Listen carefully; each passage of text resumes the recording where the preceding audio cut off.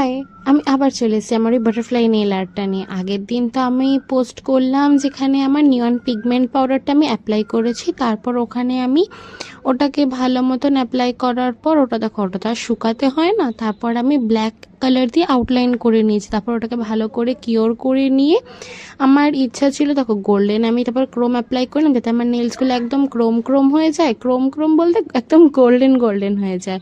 তারপর আমার ইচ্ছা ছিল আমি একটু আজকে 3D বাটারফ্লাই করবো, ওই কারণে আমি লাস্টে একটু আইবিডি জেল নিয়ে বাটারফ্লাইয়ের উইংসগুলোকে একটু 3D এফেক্ট দেওয়ার চেষ্টা করেছি।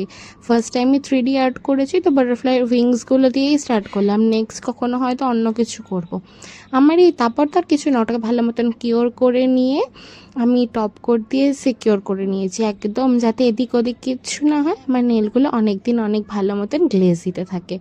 তা আমার একটু প্রবলেম হয়ে গেছে, ভিডিওগুলো যখন শ্যুট করছিলাম আমি খেয়ালই করিনি যে আমার নেলসের থেকে বেশি আমার ব্যাকগ্রাউন্ড দেখা যাচ্ছে। ওই কারণে আমি নেলসে কী করেছি কি না হাফ জিনিস তো দেখাই যায়নি ভিডিওগুলোতে, সেটা আমি পরে বুঝতে পেরেছি যখন ভিডিওগুলোকে এডিট করছি। ঠিক আছে ছাড়ো, নেক্সট টাইম থেকে আর এমন হবে না, ভালো মতনই যখন যদি পোস্ট করি তো ভালো মতন ভিডিওগুলোকে রেকর্ড করে তারপরেই পোস্ট করব।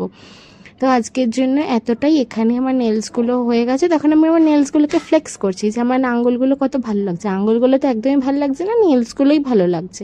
তো ফ্লেক্স হয়ে যাওয়ার পর আমি পাগলামো স্টার্ট করেছি। হ্যাঁ দেখতে পারবে, দাঁড়াও, পাগলামো রিং লাইটের মাঝখানে মাথা ঢুকে পরি সেজেছি, অ্যাঞ্জেল হয়ে গেছি আমি। তারপর আমি আমার বর বাড়িতে এসে আসার পর ওকে বলেছি আমার নেলসটা একটু ভালো মতন শ্যুট করে দিতে। তো আমার এখানে তো আঙুলটা বেশ ভালোই লাগছে, আগে তো একদমই ভালো লাগছে না। চলো tata, bye bye, God bless you.